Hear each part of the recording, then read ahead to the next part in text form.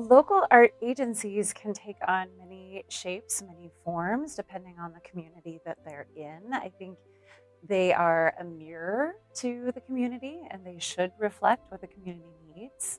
Arts Missoula specifically is many things. It's a granting agency as well as an agency that focuses on cultural education, arts advocacy. We're trying to lift up all of the arts groups in our area and then cultural education. So we're out in the schools as well, letting kids know about what's beyond Montana's borders.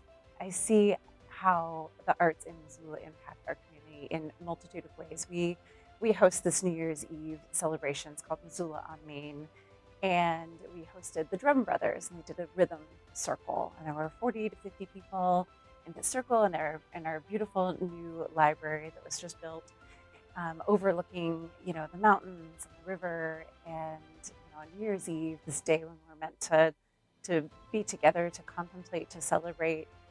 And inside of this rhythm circle, a man with dementia walked into the center of the circle and laid down and closed his eyes in the middle of this drum circle. And I know that people are forever changed, having witnessed that man take that action, wanting to feel the rhythm, wanting to feel inside of his soul that community that was being created. And it was just such a beautiful visual representation of why the arts pull us together in ways that we can't even calculate, in ways that we don't even understand. But somehow he knew that the center of that would be the synergy he wanted to feel.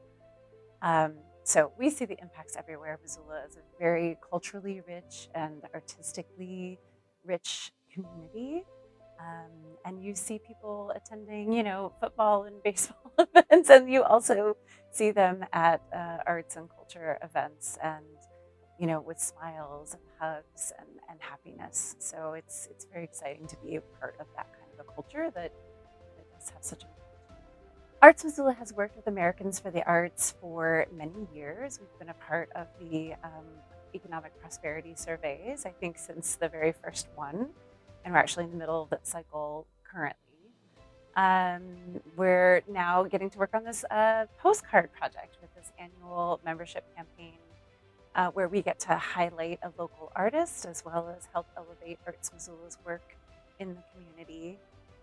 Americans for the Arts helps, it's sort of our North Star. I mean, it helps guide what we can do for our Missoula community. And so it's really exciting to be here, understand the work that you're doing here at the congressional, and the government level, and then understand what that can look like in our own community.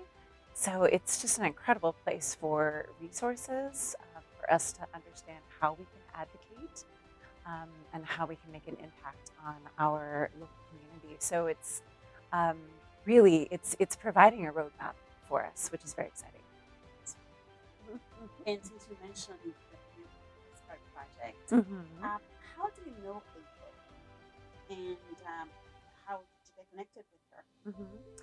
April Whirl, when I came onto my job, was one of our board members. And so she is a young Filipina artist in Missoula who is just doing incredible work in terms of advocating for BIPOC artists in Missoula, of which there are many. And so she has started a BIPOC Arts Advisory Council that initially started with Arts Missoula, and she has now grown that up, and it is now the Cohesion Art Collective.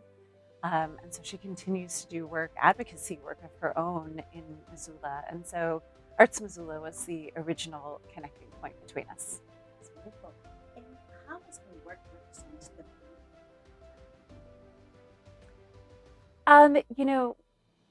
People, if you think about what kind of art might be happening in Montana, especially the further away you get from Montana, people might just assume that that's bison and cows and cowboy art. And there certainly are so many artists that come from Montana historically, Charles Russell and Seltzer and Remington. I mean, there's so many that painted in that area, but we're a little bit stuck maybe in that notion in terms of that being the art. But really, Missoula is incredibly progressive.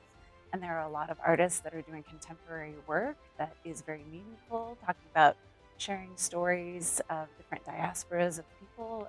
So yes, it's really exciting to put forward an artist that might challenge the notion of what we think art is coming from Montana, that's being created there for Montanans and for beyond.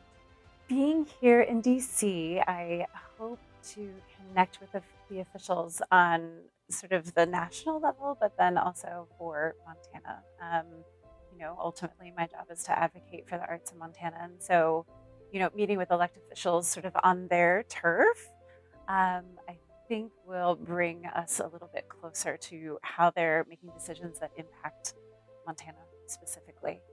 But then also to be here, working in collaboration with Americans for the Arts and advocating on a national scale um, is really meaningful work. And ultimately, I want to be a part of advocating for artists all across the nation, not just in Montana, because our artists go out and work elsewhere. They work elsewhere and then come to Montana. So it's important to meet them where they are, meet those legislators where they are in their environment, um, in the place where they're making those decisions. So it feels like a really nice synergy to bring us here and meet them in their office when they can go right into their office and make a decision that might impact the arts in a positive way.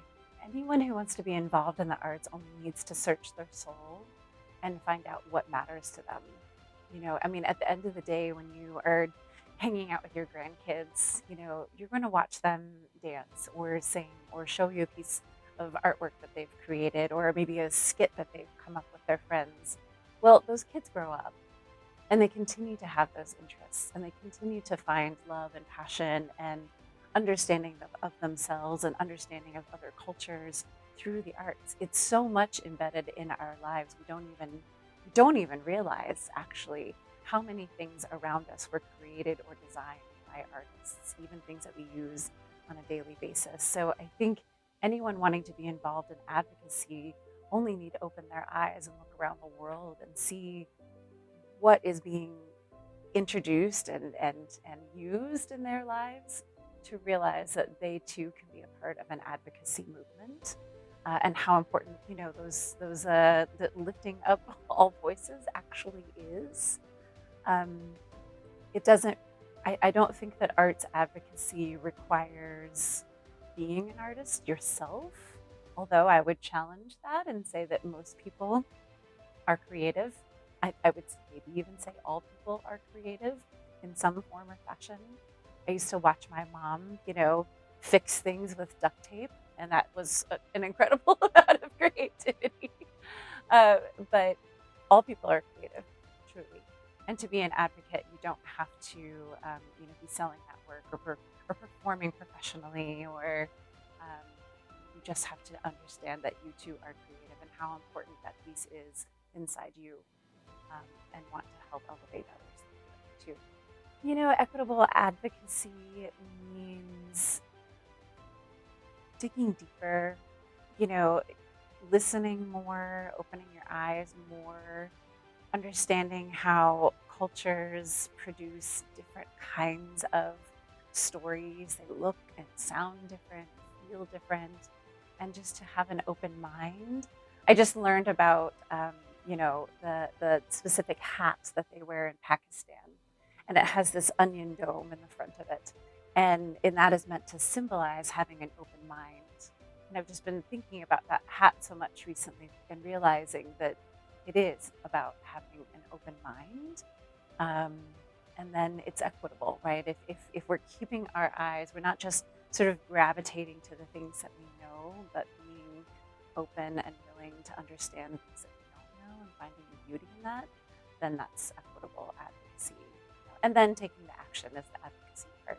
That's what's so exciting about arts education and arts advocacy is that being uncomfortable can push us in directions that we don't expect, right? I mean, when you're in theater and you're doing improv, I mean, that's what that training is all about is, there's a game where, you're not allowed to say no. It's always, you have to say yes, always saying yes inside of a warm, comfortable, safe environment, with established boundaries, of course.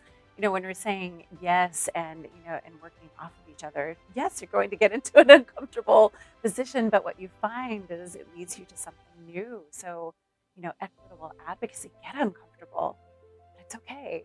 It's okay because you're just listening to music you've never heard before. You're watching a dance you've never heard before. You're reading poetry that is coming from a voice you've never heard before. It's okay. It's okay to be uncomfortable.